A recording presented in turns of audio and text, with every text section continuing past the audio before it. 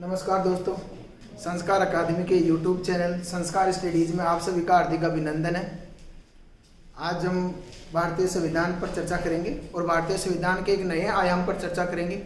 हम भारतीय संविधान में संसदीय प्रक्रिया पढ़ रहे थे और हमारी जो संसदीय प्रक्रिया थी वो कंप्लीट हो गई। अब जो संसद के दो सदन बचे हैं, यानी राज्यसभा और लोकसभा, इन दोनों पर हम विस्तार से चर्चा करेंगे। इनसे संबंधित बहुत सारे प्रश्न बनते हैं, उन पर हम चर्चा करेंगे। राज्यसभा के पास क्या विशेषाधिकार है, उनके बारे में चर्चा करेंगे। लोकसभा के पास क्या विशेषाधिकार है, विशेष जो राज्यसभा के पास नहीं है, लोकसभा केवल लोकसभा के पास है। उन तमाम बिंदुओं पर हम आज चर्चा करेंगे। तो आज का हमारा टॉपिक है राज्यसभा। आज का हमारा टॉपिक है राज्यसभा। इस राज्यसभा पर हम क्या करेंगे, चर्चा करेंगे। ये जो संसद के सदन होते हैं दो, राज्यसभा और लोकसभा, उनमें से हम पहला टॉपिक ले रहे हैं राज्यसभा। इस राज्यसभा के जो उपनाम हैं, उपनाम दे रखे हैं। कभी कभार यहां से भी बहुत बढ़िया प्रश्न पूछा जाता है। इस राज्यसभा को ही राज्यों की सभा कहते हैं, राज्यों की सभा कहते हैं, उच्च सदन कहते हैं, उच्च सदन कहते हैं, और क्या कहते हैं, निरंतर चलने वाला सदन, निरंतर चलने वाला सदन कहते हैं। और क्या उपनाम है इसके, और है स्थायी सदन, स्थायी सदन, स्थायी सदन भी इसको कहते हैं। यानी ये इसके क्या है, उपनाम है। राज्यसभा के उपनाम, राज्यों की सभा। अब राज्यों की सभा इसको इसलिए कहते हैं, जो केंद्रीय लेवल पर जो राज्यों का जो प्रतिनिधित्व करती है केंद्र में, वो राज्यसभा करती है। स्टेट ऑफ काउंसिल राज्यों की जो सभा होती है। भाई जितने भी इसमें सांसद होते हैं राज्य विधानमंडल के सदस्यों द्वारा चुनकर जाते हैं और केंद्र में राज्यों का प्रतिनिधित्व करते हैं। इस कारण इसको राज्यों की क्या कहते हैं, सभा कहते हैं। निरंतर चलने वाला और स्थायी सदन, क्योंकि ये सदन कभी भी भंग नहीं होता है, स्थायी रूप से चलता रहता है। इसको कभी भी समाप्त नहीं किया जा सकता, कभी इस सदन को भंग नहीं किया जा सकता। ये निरंतर चलने वाला सदन होता है। और ये जो राज्यसभा है, स्टेट ऑफ काउंसिल, यहाँ से बहुत बढ़िया प्रश्न पूछा था। और अभी जो फर्स्ट ग्रेड की एग्जाम लगी उसमें बहुत बढ़िया प्रश्न पूछा था। पिछली ही फर्स्ट ग्रेड की जो 2020 में लगी, उनमें प्रश्न था, ये जो राज्यसभा है, इस राज्यसभा का उन्होंने पूछा था पूर्ववर्ती नाम, राज्यसभा का पूर्ववर्ती नाम। अब सब सोच रहे थे कि राज्यसभा का पूर्ववर्ती नाम क्या है, यानी इस राज्यसभा को पहले स्टेट काउंसिल ऑफ स्टेट कहते थे,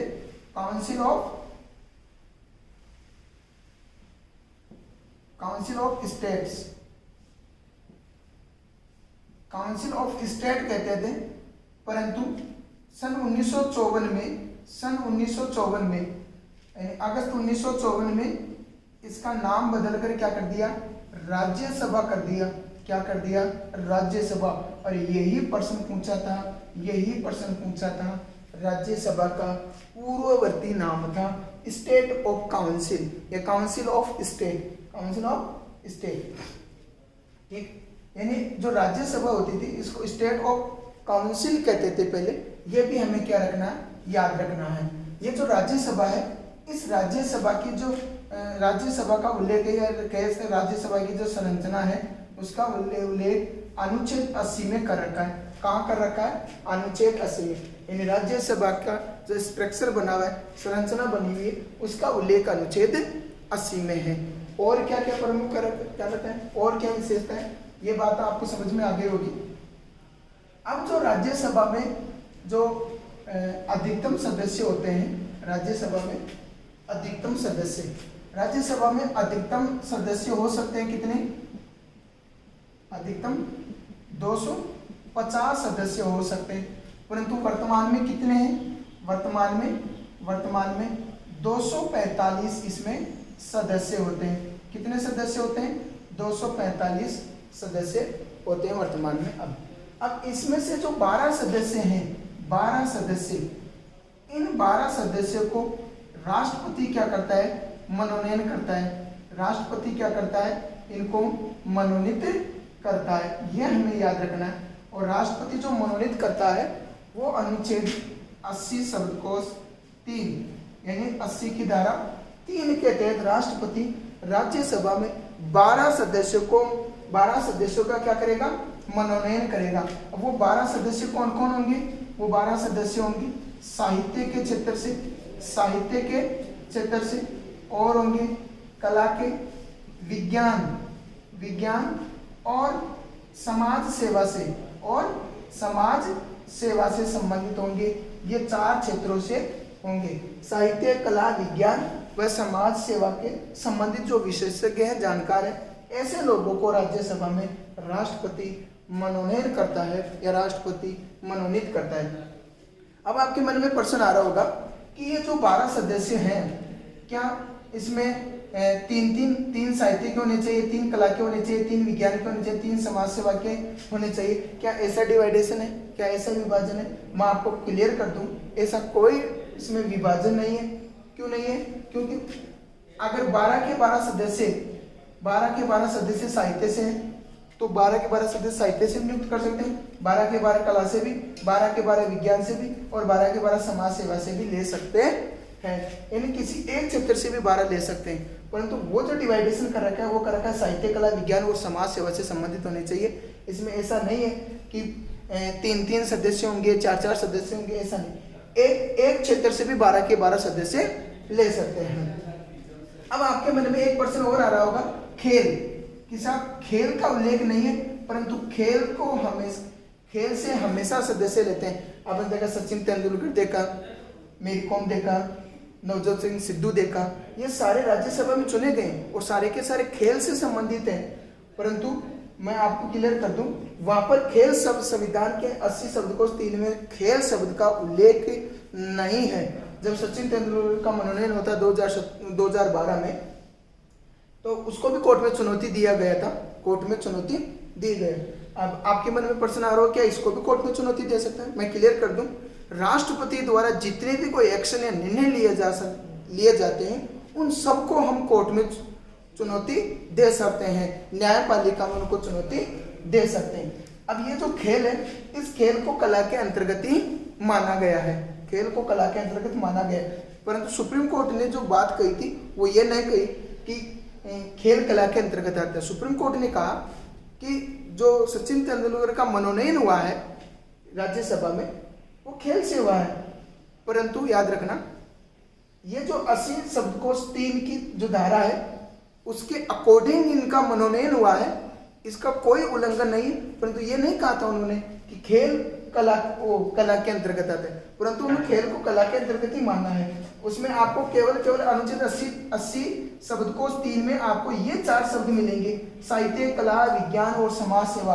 अगर कहीं आपको खेल ऑप्शन में मिले तो याद रखना ये बिल्कुल गलत है। संविधान में केवल इन 4 शब्दों का उल्लेख है, खेल का उल्लेख नहीं है, परंतु खेल से चुने जाते हैं, ये भी हमें याद रखना है। ये भी हमें क्या रखना है याद, इस खेल को कला के अंतर्गत ही माना गया है। अब 12 सदस्य हो गए, अब बचे 233 सदस्य। 233 सदस्य भाई, 12 तो राष्ट्रपति मनोनयन करता है सॉरी। अब जो 233 सदस्य बचे, इन 233 सदस्यों का निर्वाचन कौन करता है या निर्वाचन कैसे होता है वो भी हमें क्या रखना है, याद रखना है। इन 233 सदस्यों का निर्वाचन राज्यों की विधानसभा के सदस्य करते हैं। विधानसभा के सदस्य इनको चुनते हैं। यानी हम सीधा साधा कहे, जो राज्य की विधानसभा होती है, राज्य का विधानमंडल होते हैं, जिसमें विधायक होते हैं, जैसे आपके क्षेत्र के विधायक है, आप भाग नहीं ले रहे, परंतु वो इन सदस्यों को क्या करते हैं, चुनते हैं। अब इनका जो निर्वाचन होता है राज्यसभा के जो सदस्यों का, राज्यसभा के सदस्यों का जो निर्वाचन होता है, वो जो निर्वाचन प्रणाली है, हम उस निर्वाचन प्रणाली से पहले भी वाकिफ हो चुके। वो निर्वाचन प्रणाली है एकल संक्रमणीय, आनुपातिक मत प्रणाली, मत प्रणाली, ये हमें याद रखना। यानी अब आपके मन में प्रश्न है एकल संक्रमणीय आनुपातिक मत प्रणाली क्या?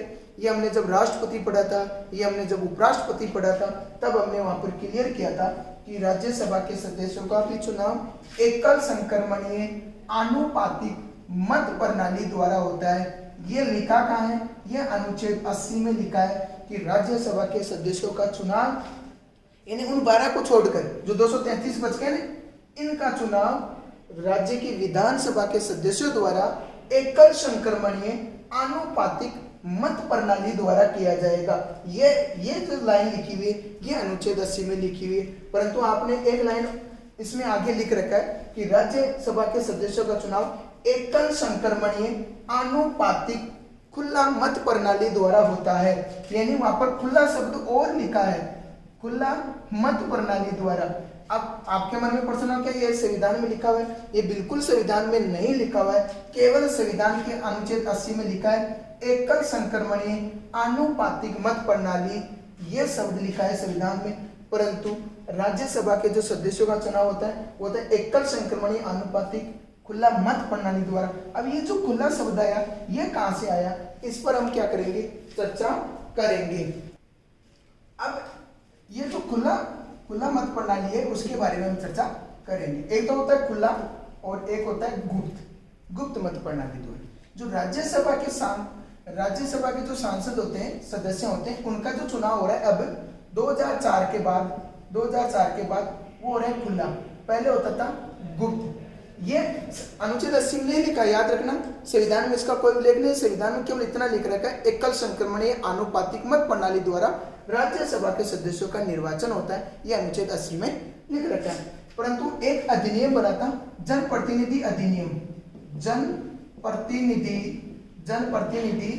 अधिनियम 1950 तथा 1951। इस जनप्रतिनिधि अधिनियम 1950 तथा 1951 में क्या लिखा हुआ था, राज्यसभा के सदस्यों का चुनाव एकल संक्रमणीय आनुपातिक गुप्त मत प्रणाली द्वारा होगा। परंतु 2004 में इसको खुला मत प्रणाली कर दिया गया। ऐसा क्यों किया गया उस पर भी हम चर्चा करेंगे। जो राज्यसभा के जो सदस्य होते हैं उनका जो चुनाव होता है उसमें राज्य विधानमंडल के जो विधायक होते हैं, यानी विधानमंडल के यानी राज्य की जो विधानसभा होती है, इन विधानसभा के सदस्य क्या लेते हैं, भाग लेते हैं। अब होता क्या, ये चुनाव, ये जो विधायक होते हैं ये चुनाव तो लड़ते हैं किसी और पार्टी से, परंतु जब राज्यसभा के सदस्यों का चुनाव होता है तो ये दूसरी पार्टी के सदस्यों को वोट दे देते हैं, किसी प्रलोभन में आकर या किसी और कारणवश।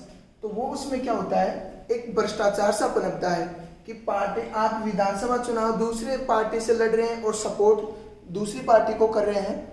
यानी आपने चुनाव लड़ा किसी एक पार्टी से, फिर उसी पार्टी को छोड़कर आप जब राज्यसभा के सदस्यों का चुनाव हो रहे तो दूसरी पार्टी के सदस्यों को वोट दे रहे हैं, प्रलोभन में आकर या आपने कुछ धन लेकर भ्रष्टाचार कर। तो उस भ्रष्टाचार को रोकने के लिए, इस भ्रष्टाचार को कि भ्रष्टाचार न हो, क्योंकि गुप्त मत प्रणाली द्वारा होता था, तो गुप्त में क्या होता था, आपको वोट दिखाना नहीं पड़ता था, आपने वोट दिया चुपचाप बेकर आ गए, अगर आप दिखा देते तो आपको वोट रद्द हो जाता। परंतु 2004 में क्या किया, जनप्रतिनिधि अधिनियम 1950 और 1951 में क्या कर दिया, संशोधन कर दिया।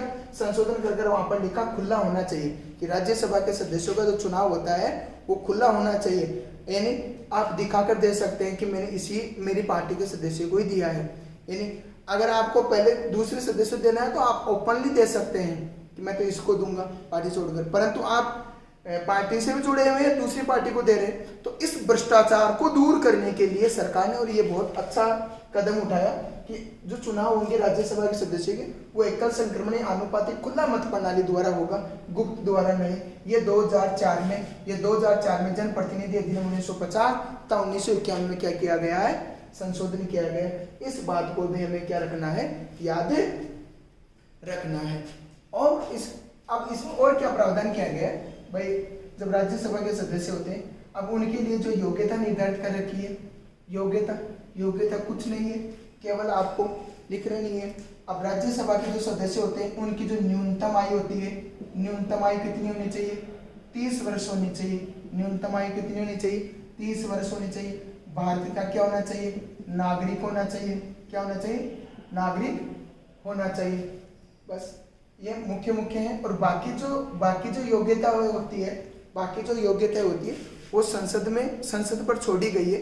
वो संसद तय करती है, दिवालिया नहीं होना चाहिए, पागल नहीं होना चाहिए, कोढ़ी नहीं होना चाहिए। और एक और किसी लाभकारी पद पर आसीन नहीं होना चाहिए। ये मुख्य मुख्य हैं। ये योग्यता तो आपके पास होनी चाहिए। उसके अलावा जितनी भी योग्यता और तय करती है वो संसद तय करती है। आपने पढ़ा होगा दिवालिया, पागल, कोढ़ी, कोशित नहीं होना चाहिए। ये सभी योग्यताएं संविधान में लिखी हुई नहीं है, ये संसद तय करती है। जबकि ये प्रमुख रूप से लिखी हुई है कि न्यूनतम आयु 30 वर्ष, भारत का नागरिक होना चाहिए, किसी लाभकारी पद पर आसीन नहीं होना चाहिए। और ये जो राज्यसभा होती है, ये राज्यसभा मैंने बताया स्थायी सदन होता है। इसका कोई कार्यकाल नहीं होता है, इसका कोई कार्यकाल नहीं होता है। परंतु याद रखना, इनके सदस्यों का, जो राज्यसभा के जो सदस्य होते हैं, इन सदस्यों का जो कार्यकाल होता है वो होता है 6 वर्ष। कितना होता है, 6 वर्ष। परंतु याद रखना, ये भी संविधान में नहीं लिखा हुआ है, ये भी संविधान में उल्लेखित नहीं है।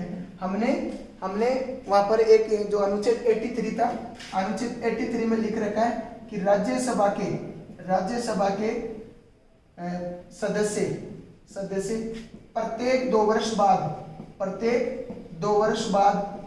1/3 सदस्य सेवानिवृत्त होंगे। क्या होंगे, सेवानिवृत्त होंगे। इस आधार पर हमने कितना निकाला, 6 वर्ष निकाल लिया। परंतु संविधान में उल्लेखित नहीं है, ये बात तुम्हें याद रखनी है। राज्यसभा के सदस्यों का कार्यकाल 6 वर्ष होता है, परंतु संविधान में उल्लेखित नहीं है। हमने इस आधार पर निकाला जो अनुच्छेद 83 में लिख रखा है कि राज्यसभा के सदस्य प्रत्येक 2 वर्ष बाद में 1/3 सदस्य क्या होंगे, सेवानिवृत्त होंगे और 1/3 सदस्य ही निर्वाचित किए जाएंगे। ये आपका जो टॉपिक है क्लियर होना चाहिए इसी समय। अब आपके मन में एक प्रश्न और आ रहा होगा कि सर राज्यसभा की जब पहली बार चुनाव हुए तो उनमें से जिनका कार्यकाल हो गया तो सभी का चुनाव एक साथ हुआ, ठीक है, परंतु उनमें से आप सेवानिवृत्त कैसे किए, तो मैं वो टॉपिक भी आपका क्लियर करवाना चाहता हूँ। देखो, जो राज्यसभा के सदस्य मैंने बता दिया, राज्यसभा के सदस्यों का कार्यकाल 6 वर्ष होता है, परंतु राज्यसभा का कोई कार्यकाल नहीं होता। ये निरंतर चलने वाला सदन है। देखो, जो राज्यसभा गठित की गई 3 अप्रैल 1952 में राज्यसभा गठित की गई और 13 मई 1952 को राज्यसभा की पहली बैठक हुई। ये तो राज्यसभा का पहली बार क्या किया गया, गठन किया गया। और पहली बैठक कब हुई, पहली बैठक हुई 13 मई 1952 को। और इस राज्यसभा का जो स्टेट ऑफ काउंसिल हुआ करती थी उसका नाम राज्यसभा किया गया, ये 1954 को किया गया, ये याद रखना। यानी सीधी सी बात है, 1952 में राज्यसभा क्या हुई, 1952 में राज्यसभा का क्या हुआ, गठन हुआ। अब 2 वर्ष बाद में कितने सदस्य, 1/3 सदस्य, यानी 1954 में 1/3 सदस्य क्या होंगे, सेवानिवृत्त होंगे। सेवानिवृत्त मैं लिख रखा है ना अनुच्छेद 83 में कि 1/3 सदस्य सेवानिवृत्त होंगे। अब ये 1/3 सदस्य कौन होंगे भाई, सभी का कार्यकाल तो 2 वर्ष हुआ। इसमें क्या अपनाया गया, लॉटरी सिस्टम अपनाया गया। लॉटरी डाली गई, जिन जिन की लॉटरी लगी, आपने देखो लॉटरी सिस्टम लगता है तो जिनकी लगती है उनको खुशी होती है, मेरी लॉटरी लग गई। परंतु यहाँ पर जिनकी लगी उनको दुख हुआ कि मेरा तो 2 साल में कार्यकाल पूरा हो गया। जिन जिनकी लॉटरी लगी उन 1/3 सदस्यों को क्या कर दिया, सेवानिवृत्त कर दिया और 1/3 सदस्य ही क्या कर लिए, निर्वाचित कर लिए। फिर 1956 में 1/3 सदस्य क्या कर दिए, सेवानिवृत्त कर दिए और 1/3 ही क्या ले लिए, निर्वाचित कर लिए पुनः। अब 1958 में जो शेष बच गए थे जिनका अब 6, देखो 2 4 यानी हो गए 2 4 6 2 4 6। अब जिनका 6 वर्ष जो शेष बच गए वो स्वयं सेवानिवृत्त हो गई, यानी जो 1/3 बचे थे वो सेवानिवृत्त हो गए, 1/3 नहीं ले लिए गए। तो इस आधार पर लॉटरी सिस्टम के आधार पर पहली बार जब राज्यसभा गठित की गई थी तो लॉटरी आधार पर उनको सेवानिवृत्त या उनको अवकाश ग्रहण करवाया था। ये बात हमें क्या रखनी है, याद रखनी है। अब जो राज्यसभा के जो और सदस्य उनके बारे में क्या क्या प्रावधान किया गया है। अब जो राज्यसभा के सदस्य होते हैं, मैंने चुनाव प्रणाली बताई थी एकल संक्रमण, थोड़ा सा इस पर ध्यान दे लेते हैं एक बार कि राज्यसभा के सदस्यों का चुनाव किस प्रकार होता है। मैंने बताया एकल संक्रमणीय,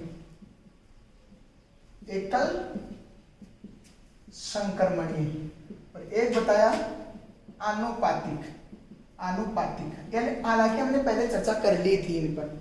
एकल संक्रमण का मतलब होता है आप जितने भी उम्मीदवार खड़े हुए हैं उनको आप वरीयता क्रम में क्या देंगे, वोट देंगे, और वरीयता क्रम में वोट देंगे। जिस बंदे को निश्चित कोटा प्राप्त नहीं हुआ उस बंदे के जो वोट है वो दूसरे यानी हस्तांतरित कर दिए जाएंगे, हस्तांतरित कर दिए जाएंगे। इस कारण इसको एकल हस्तांतरित आनुपातिक मत प्रणाली भी कहते हैं। एकल हस्तांतरित यानी इसमें वरीयता क्रम में वोट दिए जाते हैं। जितने उम्मीदवार अगर 3 हुए हैं तो आप 3 को क्या करेंगे, जैसे 3 बंदे हैं A B C, आप वरीयता देंगे। आप A को, जो A बंदा है उसको आपने 2 नंबर की वरीयता दी, इसको 1 की दी, इसको 3 की दी, वरीयता क्रम में। जिसने निश्चित कोटा प्राप्त किया है वो विजेता घोषित होता है। यही आनुपातिक है, यही क्या है, आनुपातिक।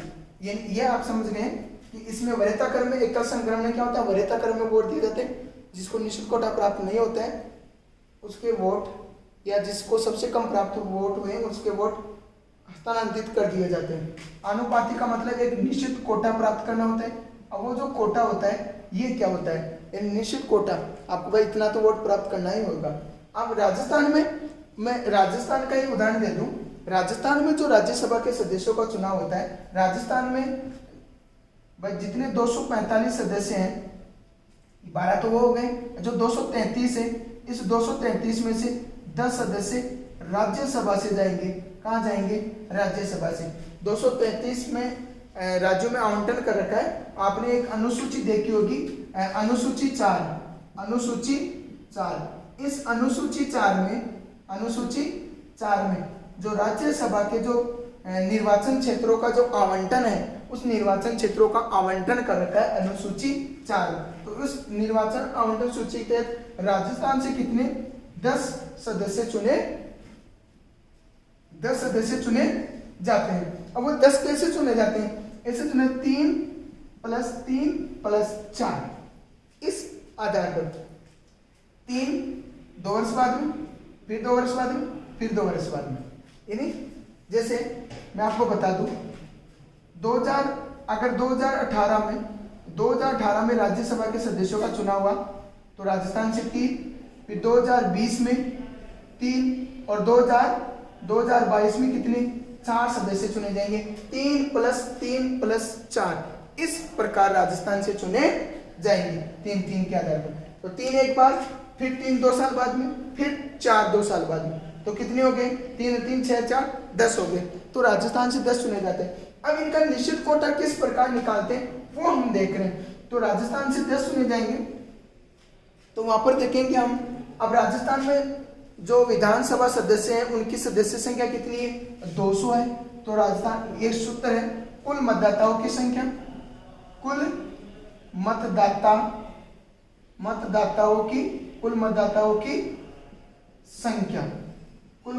की संख्या बटा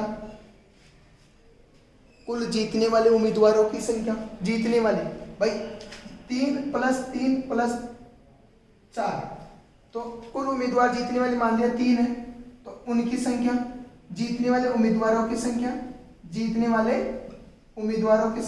+1 यह सूत्र है। कुल मतदाताओं की संख्या, यहाँ पर हमें लिखना जीतने वाले उम्मीदवारों की संख्या +1, और यहाँ पर सूत्र में +1 और लेना है। तो राजस्थान में कुल मतदाता कितने दिख रहा है, राजस्थान में कुल मतदाता कितने 200 हैं। यहाँ पर हमने कुल मतदाता कितने लिखे 200, जीतने वाले उम्मीदवार कितने 200 बटा 3, प्लस क्या करना है +1 और +1, तो 3 × 1 4, 3 × 4, यहाँ भाग दिया कितना 50, कितना हो गया 50 प्लस, अब 50 प्लस कितना 1, तो जीतने वाले उम्मीदवार को जो निश्चित कोटा होता है वो 51। अगर तीन सदस्यों का निर्वाचन हो रहा है तो उसे निश्चित कोटा इन 200 में से 200 सदस्यों में से उसको कम से कम 51 वोट तो प्राप्त होने ही होने चाहिए। ये निश्चित कोटा है, ये निश्चित कोटा है। अब आपके मन में प्रश्न आ रहा होगा कि सर अगर चार सदस्य हो जीतने वाले, तो यहाँ पर 4 कर दो, जीतने वाले उम्मीदवार प्लस 1 कर दो 5, तो यहाँ पर कितना आ जाएगा, यहाँ पर आ जाएगा 40, और 40 प्लस 1 तो यहाँ पर कितने, अगर राजस्थान में 4 सदस्यों का चुनाव हो रहा है तो निश्चित कोटा कितना हो गया, 41 हो गया। ये हमें क्या रखना है, याद रखना है। हालांकि नॉर्मल सा सूत्र है, एग्जाम में कभी नहीं पूछता है, परंतु हमें नॉलेज के लिए भी क्या रखना है, याद रखना है। निश्चित कोटा ये होता है, ठीक है। अब हम देखेंगे राज्यसभा में जो सर्वाधिक सदस्य कहाँ से और न्यूनतम कहाँ से, राजस्थान से कितने, ये हम एक बार देख लेंगे। फैक्ट चीजें हैं तो राज्यसभा में जो सर्वाधिक सदस्य चुने जाते हैं, वो चुने जाते हैं कहाँ से, यूपी से। कितने, 31 सदस्य, कितने, 31 सदस्य। और राजस्थान से कितने, राजस्थान से 10 सदस्य। एक ऐसा ही राज्य और है जिसमें राजस्थान के बराबरी सदस्य चुनकर जाते हैं, उड़ीसा। वो भी हमें क्या रखना है, याद रखना, उड़ीसा से भी 10 सदस्य चुने जाते हैं। और हमारे जो केंद्र शासित प्रदेश है, 7 केंद्र शासित प्रदेश है, अब वर्तमान में 9, पहले 7, अब वर्तमान में कितने, 9 है, प्लस 2 हो गए। तो उनमें से अभी वर्तमान में दिल्ली और केवल पांडिचेरी से सदस्य चुने जाते हैं। हालांकि वहां से भी चुने जाएंगे, जम्मू कश्मीर से भी चुना जाएगा, और केसेस नहीं तो 3 हो जाएंगे। फिर जम्मू कश्मीर से भी चुना जाए तो 3, परंतु अब वर्तमान में जम्मू कश्मीर ऐसा कोई प्रावधान अभी किया नहीं चुनाव हुए, परंतु अगर भविष्य में चुनाव होंगे तो राज्यसभा से वहाँ जम्मू कश्मीर से भी चुनकर आएंगे, क्योंकि वहां पर भी विधानसभा का प्रावधान कर रखा है। केंद्र शासित प्रदेशों में पहले दिल्ली और पांडिचेरी में केवल विधानसभा हुआ करती थी, अब एक जम्मू कश्मीर नया यूटी बना है तो उसमें भी विधानसभा होगी, परंतु एक यूटी और बना था लद्दाख, उसमें विधानसभा का कोई प्रावधान नहीं है। तो दिल्ली और पांडिचेरी से एक सदस्य चुने जाते हैं। दिल्ली और पांडिचेरी में यानी तो 233 सदस्य हैं। इन 233 में से जो 229 है, 229 तो राज्यों से प्लस 4 केंद्र शासित प्रदेशों से, 3 प्लस 1, 3 दिल्ली से और 1 पांडिचेरी से। इस प्रकार तुम्हें हमें क्या रखना है, याद रखना, 4 केंद्र शासित प्रदेशों।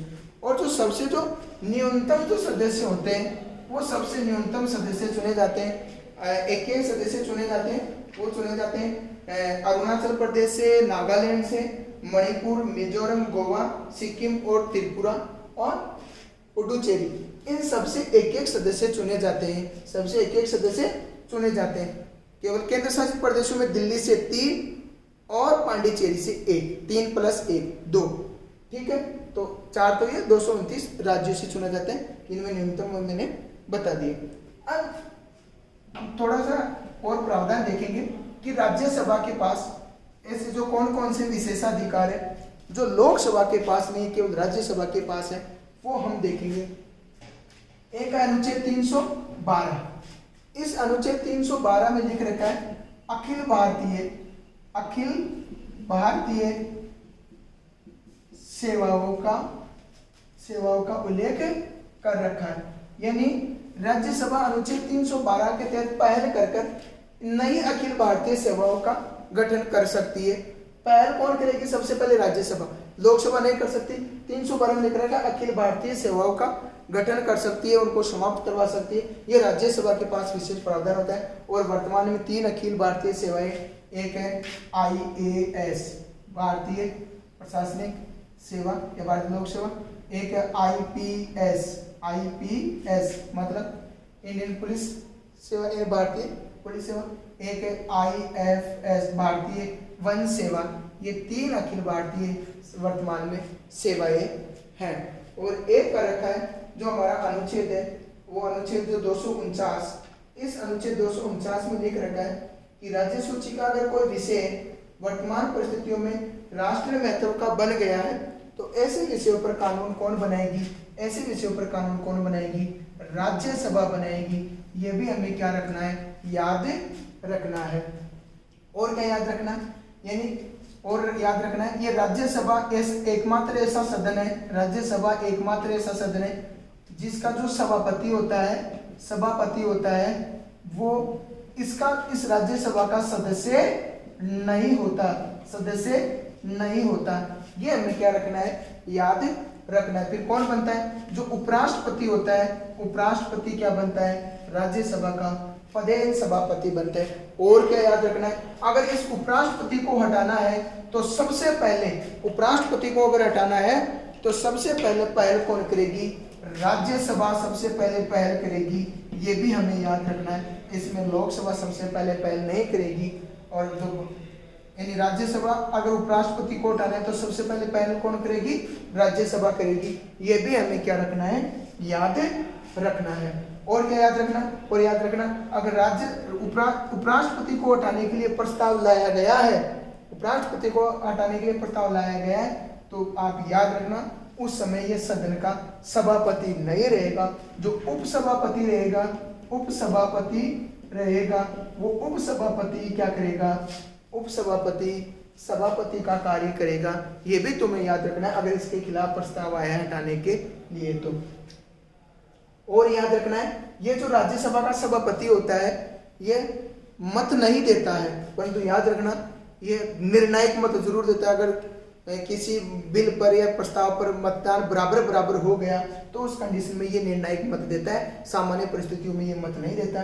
क्यों नहीं देता, क्योंकि ये राज्यसभा का सदस्य नहीं होता है, जबकि उपसभापति राज्यसभा से ही बनता है। और ये भी याद रखना राज्यसभा के सदस्यों का कार्यकाल तो 6 वर्ष का होता है, परंतु सभापति का कार्यकाल 5 वर्ष का ही होता है। ये भी हमें याद रखना, उपसभापति वो 6 वर्षों तक बनता है, ये हमें याद रखना है।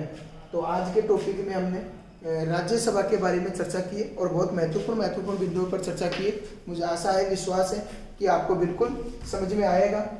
और अगले टॉपिक में हम लोकसभा लाएंगे और लोकसभा के बारे में चर्चा करेंगे। इस टॉपिक में अगर फिर भी कोई प्रश्न रह गया हो तो आप कमेंट्स बॉक्स में कमेंट्स कीजिए, हम उन बिंदुओं पर भी चर्चा कर लेंगे अगर कोई छूट गया हो तो। ठीक है, तब तक के लिए धन्यवाद।